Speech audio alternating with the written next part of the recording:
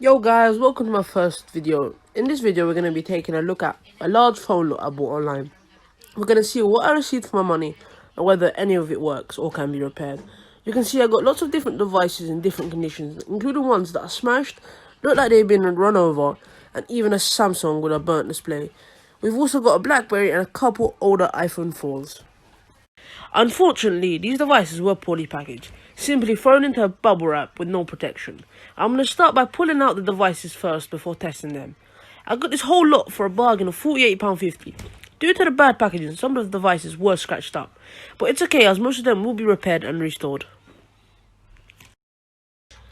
This is the stack of every device I got, so let's take a closer look to see what's included. I also received 4 iPhone 4s. 3 of them seem to be in really rough shape and one of them seems to be in great shape. For the iPhones, I received 2 iPhone SEs and 1 iPhone 6s. Unfortunately, the iPhone 6s didn't come with a screen and a home button, so Touch ID won't be available. One iPhone SE was perfect and the other was cracked. Moving on to the Android devices, I received 1 Samsung Galaxy Tab 4, 2 Nexus LGs, 2 Sony XA1s, a Samsung Galaxy S6 Edge Plus, and a Samsung J7. Starting off with the iPhone 6s, I decided to put a Tesla display just to see if it would power on. These phones are fairly easy to work with and very good for beginners. I would recommend this phone if you wanted to get a bit of experience. This phone was surprisingly iCloud unlocked and it's 64GB, but unfortunately the Touch ID isn't available as the phone didn't come with a home button. Moving on to the Samsung S6 Edge Plus.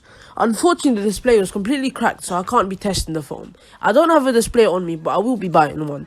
I took the phone apart just to see if the motherboard was okay. These phones are fairly easy to work with as well.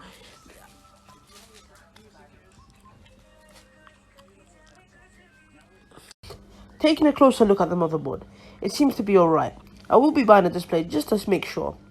These displays are fairly expensive, but we'll be making profit from this one. Now onto the Sony devices.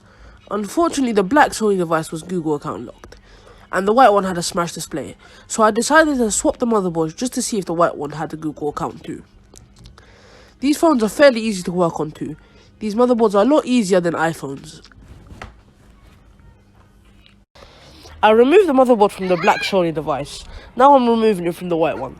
These phones are very easy to work with, and I would really recommend these if you want to get into phone fixing too. All these devices I received are very simple to fix, and hopefully this doesn't have a Google account lock too. Now I'm putting it onto the black Sony device and I had a bit of problem pushing it in, but I managed to do it.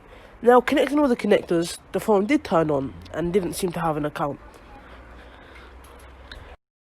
This phone is now fully functional. This is great as this phone sells £60 used, and I paid £48 for the whole lot of phones. This phone is in fairly good condition, so I'll definitely be making a profit. Moving on to the Samsung Galaxy Tab 4. This wasn't powering on at all, and I was wondering why not.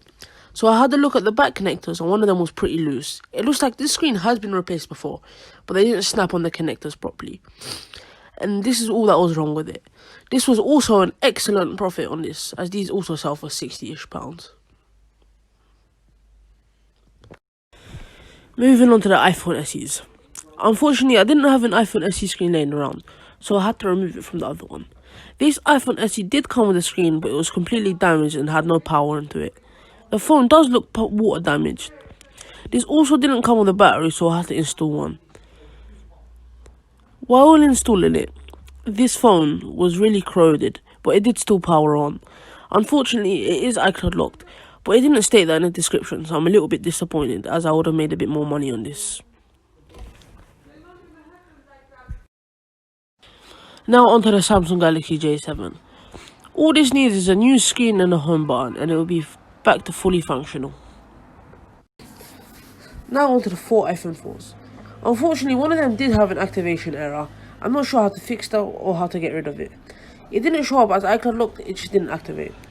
The other 3 iPhones didn't power on. The batteries were completely flat and completely dead. So I decided to remove the other battery from the other device, as the battery seemed okay.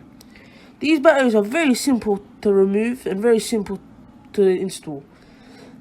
You see, this iPhone was iTunes locked.